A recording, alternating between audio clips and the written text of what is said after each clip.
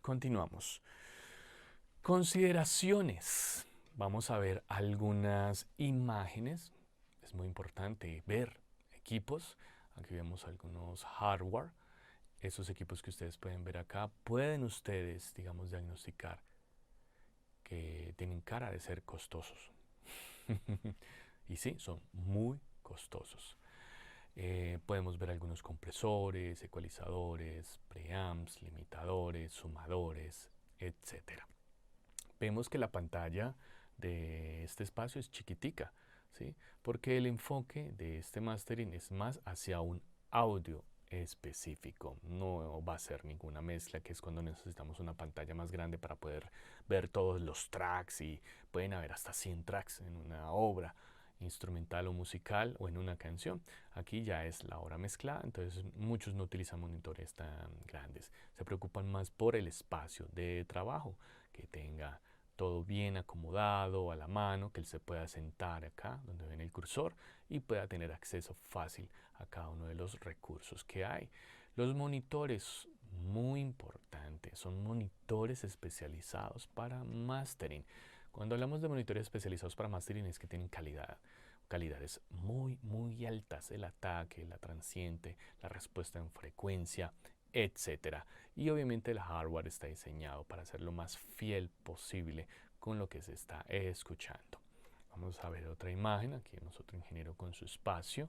Vemos otro tipo de monitores. Vemos su espacio de trabajo, su pantalla. Aquí tenemos otra pantalla, ¿sí? Y no es más. Continuamos con otra imagen, otro ingeniero de mastering. Aquí tenemos varias propuestas de audio, ¿sí? Monitores más grandes, de más pulgadas, unos más pequeños, porque es muy común que ellos vayan escuchando en diferentes, digamos, configuraciones y tamaños de bocinas o parlantes o monitores para tener diferentes referencias. Vemos atrás de él que hay un tratamiento acústico, hay un reflector. Acá acústico es un difusor, el cual ustedes ven la forma que tiene, que todas las frecuencias que choquen ahí se van a esparcir en el espacio o en el ambiente de trabajo. Entonces, ¿qué pasa acá? Esto es muy importante y es delicado, porque a veces uno comete el error o uno escucha que se comete el error de decir, yo masterizo. Y eso es una palabra que encierra muchas cosas y a veces uno puede quedar muy mal al decir una cosa de estas, porque para poder masterizar mínimo, hay que tener un espacio acondicionado. Si usted no tiene ese espacio, ni crea que está masterizando. O sea, no es solo las aplicaciones técnicas con relación a los equipos, como lo que acabamos de hablar, que ecualizador, compresor, limitador. No, eso ya es con relación a lo que voy a hacer con el audio.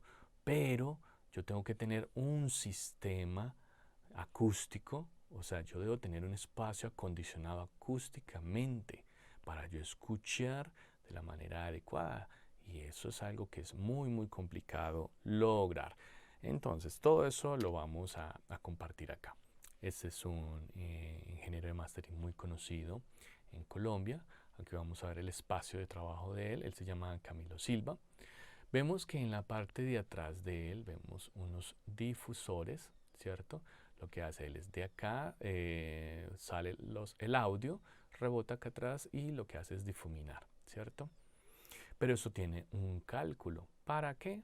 Para que la respuesta en frecuencia de la sala sea equilibrada. Aquí vemos algo de su hardware, vemos las paredes que están tratadas acústicamente. Aquí vemos otra perspectiva, vemos el frente, ¿sí? Vemos que todo este cuarto está acondicionado, ¿sí? Tanto arriba como abajo, a los lados. Aquí vemos otro difusor en la parte superior, parte trasera. Entonces, se supone que usted entra por esta puerta que hay acá y cierra, y ya usted no escucha nada afuera. Y de ahí se supone que no va a salir nada de ese cuarto. Ahí mismo los oídos ¡pop!, se le tapan. ¿Listo? Porque hay una configuración acústica en este cuarto. Y eso es, pienso yo, que es de las cosas más importantes del mastering. Es algo muy delicado, que todo lo que yo escuche en esta sala sea real, que no haya color, que es un tema que escuchamos y hablamos en el proceso de producción musical. Como tenemos rebotes de frecuencias, tenemos modos de sala, lo que supone todo esto es que vaya equilibrando todos esos rebotes y la persona que se siente acá en esta silla escuche lo que sale por esos monitores, de que salga con fidelidad.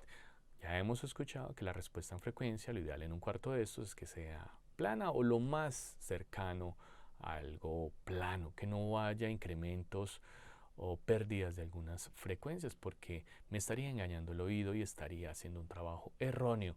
Así yo tenga los equipos más caros, el hardware más caro, los compresores, los monitores. Si yo no tengo una sala acondicionada, equilibrada y calibrada, estoy mintiendo con lo que yo le esté haciendo con todo este equipo. ¿Ok? Y eso para mí es de lo más importante, hay que tener claro. Si no hay una sala acondicionada, prácticamente el trabajo se está perdiendo. Lo que uno puede hacer puede funcionar, pero no está siendo profesional, no está llevando a otro nivel, por así decirlo, el trabajo del mastering. Bueno, continuamos. Consideraciones personales. Bueno, como les he mencionado, tener un espacio físico o una sala calibrada. ¿Ok? Como dice acá, una respuesta en frecuencia lo más plana posible. Entonces, como hemos hablado en sesiones anteriores, hay técnicas y hay herramientas para usted medir el espacio de trabajo. Hay micrófonos que se usan para ese tipo de procesos, micrófonos que no tienen color, que son planos. Entonces usted empieza a medir y ve que y logra darse cuenta que hay frecuencias que se aumentan en el cuarto y usted ya empieza a trabajar en esas frecuencias. ¿Por medio de qué? Eh, de recursos como difusores, aisladores, y empieza a absorber, ¿listo? Esas frecuencias. Y como ustedes ven acá en la imagen anterior, esos difusores tienen, digamos, no están construidos al azar. Tienen, digamos, una construcción específica para atacar o suavizar esas frecuencias que se resaltan en el cuarto. O sea, esto tiene un cálculo. En internet se puede encontrar esos cálculos para usted, hasta usted mismo construirlo, pero no está hecho al azar. Tienen un cálculo para ciertas frecuencias. Digamos que en mi cuarto, ya después de haber hecho el análisis, yo veo que hay un incremento considerable en los 800 Hz. Entonces, yo donde me siento, por ejemplo acá, pongo el micrófono, mido y me doy cuenta que hay un incremento de 800 Hz. Entonces, en la parte de atrás o a los lados empiezo a construir difusores que empiecen a trabajar y absorber sobre esos 800 Hz. ¿Sí? Y cuántos decibeles voy a minimizar o a suavizar con relación a esa frecuencia específica. Y de ahí empiezo a equilibrar, acondicionando el cuarto. No es muy recomendable usar ecualizadores gráficos porque estaría como engañando al sistema, por así decirlo. Lo ideal es poder acondicionar el espacio y eso es caro, lleva tiempo, es dispendioso. Entonces es algo que vale la pena mencionar acá. ¿Ok? Y la idea es que la respuesta en frecuencia de mi espacio de mastering sea lo más plana posible. Pero esto es algo que no solo debería ser para el mastering, sino también para la mezcla. Para alguien que hace mezcla, en lo posible, ideal tener un espacio también calibrado, ¿sí? Eso es bueno y le va a, digamos, va a escuchar su mezcla, digamos, mucho más cerca con relación a las características sonoras, con relación a la respuesta en frecuencia. Tiempo de reverberación bajo, ¿ok? Porque si yo no tengo un tratamiento acústico y hay rebotes, esa reverb que me da el espacio es una reverb que, digamos, me puede engañar al oído. Porque si yo me confío en esa reverb que hay en mi cuarto, pues la persona que escuche en el carro o en unos audífonos va a escuchar un tipo de reverb diferente, ¿sí? Entonces, tiempo de reverberación bajo. No puse aquí valores porque hay ingenieros que tienen unos valores, otros tienen otros. En todo caso, lo más bajo posible. Unos dicen que 70 milisegundos, otros 0.6 segundos, 0.8. O sea, hay muchos, digamos, valores que pueden variar. Pero para no generar controversia con esto, bajos, lo más bajo que se pueda. Tener un sonómetro. ¿Listo? ¿Por qué? Sabemos que por medio de las curvas isofónicas del Fletcher-Munson, nosotros tenemos una manera de escuchar y de percibir el mundo desde la parte auditiva. Dentro de sus generalidades se contempla que entre los 75, 80, 85, nuestro oído empieza a escuchar todas las frecuencias de una manera un poco más plana. Entonces, es una manera de medir el volumen o la intensidad sonora, tanto cuando esté mezclando como cuando esté masterizando. El sonómetro me va a ir diciendo, eso está a 70, 65, 80, y puedo tener más control del audio. Y esto es algo muy bueno y muy importante para tener en cuenta, porque pasa también que nuestro oído se empieza a cansar, nos empezamos a bloquear y empezamos a escuchar de una manera diferente y cada vez le empezamos a subir más al volumen porque consideramos que no escuchamos bien, y cuando menos pensemos estamos escuchando a 90, a 100 y decibeles y nos estamos lastimando los oídos. Entonces es muy importante tener esa discriminación con relación al volumen.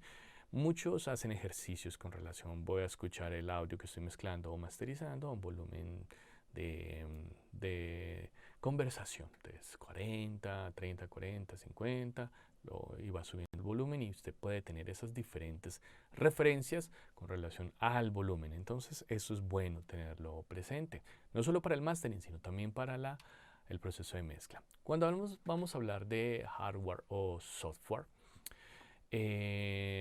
hay, digamos, diferentes perspectivas. Sí hay. Y ha habido controversias con qué es mejor hardware, perdón, o software. Bueno, ya eso lo hemos hablado. En todo caso, sea una cosa o sea la otra, se supone que deben de hacer algo para lo que están diseñados, sea hardware o plugins. ¿Listo? Entonces, tener un medidor RMS y un PPM. ¿Qué es esto? Resulta que cuando yo estoy masterizando, yo tengo que tener control y conciencia de hasta dónde van llegando los picos. ¿Sí? Los picos son digamos, los sonidos más altos, por eso se llaman picos. ¿Sí? Hasta dónde llegan ellos. Y con un medidor de picos o PPM yo me doy cuenta, ¿cierto? Pero hay otro medidor que es el RMS, que en términos comunes es el volumen real de lo que está sonando, porque no son los picos, sino que hay un volumen constante, ¿cierto? Que es el que realmente está empujando toda la mezcla. Entonces yo debo medir ese volumen, por así decirlo, volumen real o el volumen raíz, porque ahí se desprenden los picos. Entonces hay que tener conciencia cuáles son los RMS y cuáles son los PPM, tanto para la mezcla como para el mastering. Tener un ecualizador para, obviamente, el proceso de ecualización, el compresor y el limitador. Vamos a ver algunas imágenes con relación a esto. Hay muchos tipos de medidores. Este es muy común. Este se llama el K-Meter, pero pueden utilizar otros que hay. Solo este es para explicar. Ustedes ven aquí donde tengo el mouse que dice peak left y abajo peak right. O sea, los picos de mi imagen izquierda, de mi parte izquierda, y los picos de la parte derecha. Entonces aquí puedo ver hasta dónde van llegando esos picos. Esto va subiendo y bajando como hemos visto en los medidores, ¿sí? Que pueden excederse de 0. Ok, se supone que 0 es como el portal y se supone que todo lo que pase de 0 empieza a generar una saturación. Si yo abuso me puede clipear o puedo dañar el audio. Entonces en este 0 que yo veo acá, tengo que tener conciencia de qué está pasando con los picos, como ustedes lo ven acá, que en este ejemplo o en esta imagen están subiendo por encima de 0, ¿sí? Y abajo vemos RMS left y RMS right. ¿Listo? Sonido raíz o root que se llama. Entonces, ¿hasta dónde me está llegando? Aquí vemos que se está pasando un poco de 0. Aquí hasta más 2 aproximadamente en el izquierdo, y en el derecho hasta... no, están iguales, según lo que ven acá, sino que aquí está sumeado o ampliado. ¿Listo?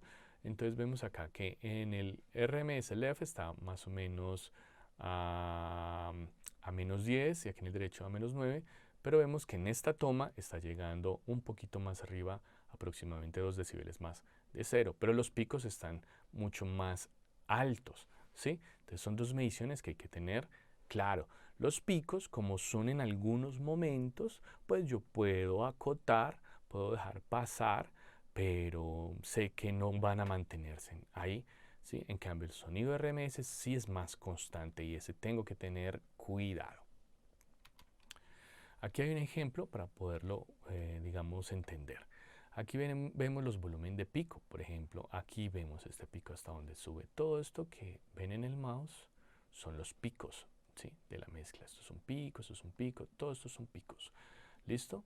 O las transientes.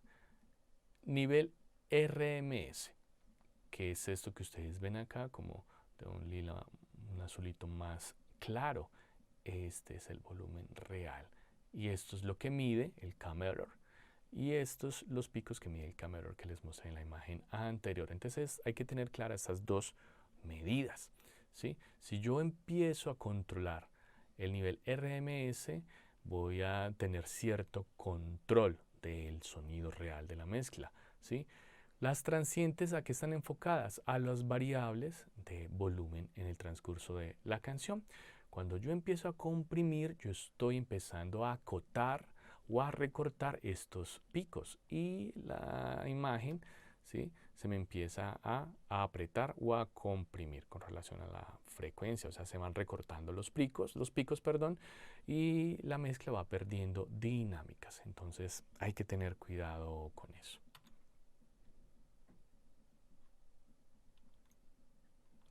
Ecualizador, ya he hablado de esto y pongo como ejemplo este Fat Filter, el Pro Q, que personalmente es muy usado, me gusta mucho porque tiene funciones muy interesantes. Una, que es lineal, que yo puedo elegir cualquier frecuencia del espectro, desde 20 hasta 20K.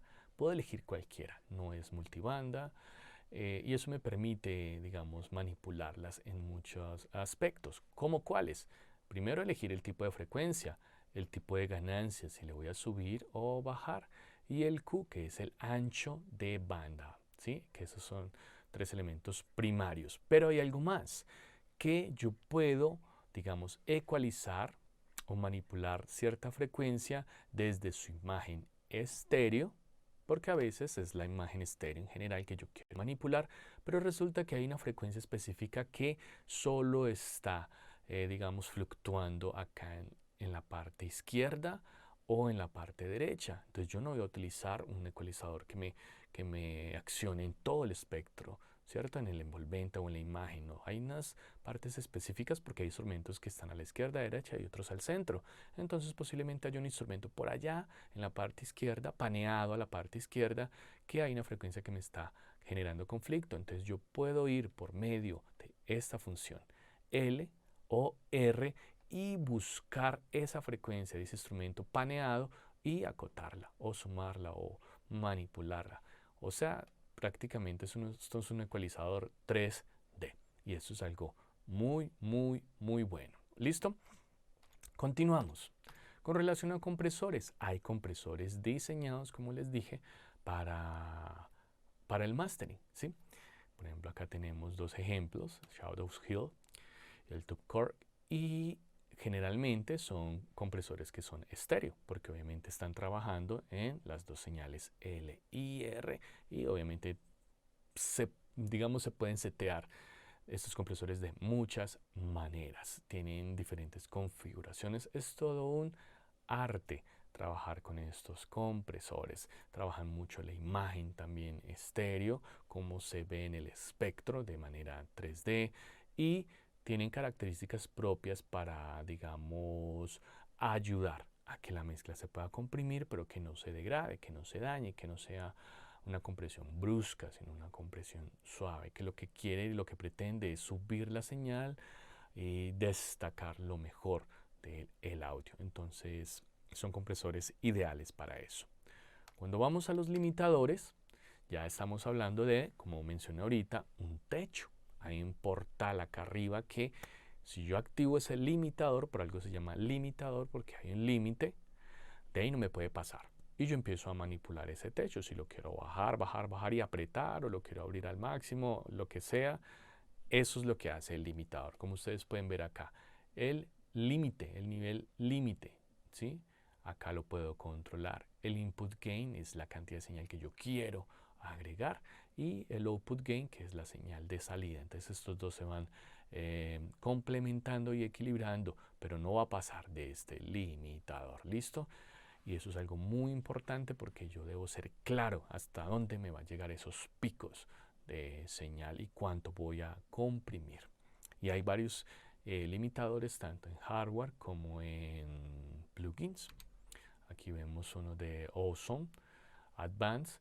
Vemos aquí arriba este limitador, aquí tenemos este threshold, que es el ceiling o el techo de este, y empiezo a manipular esa cantidad de señal con relación al techo. Aquí tenemos el ceiling, perdón, me equivoqué acá, el ceiling, aquí dice que es el techo, de aquí no va a pasar la señal, y el threshold es el compresor. Como voy comprimiendo, apretando la señal, tengo que también subirle señal, que no me pase acá. Entonces en esta línea azul vemos que en qué parte está trabajando este limitador, que generalmente son los picos. Aquí vemos la señal un poco más limitada, si ven acá, y acá está más comprimida desde el limitador. Todo lo que está en azul es lo que está limitando.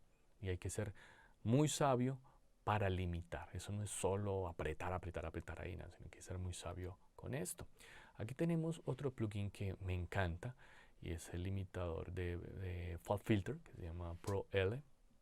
Entonces hay algo muy chévere que tiene varias cosas de este limitador que puedo trabajar en su ataque, en su liberación, en las transientes, puedo trabajar en las transientes, que son todas estas puntas, ¿cierto?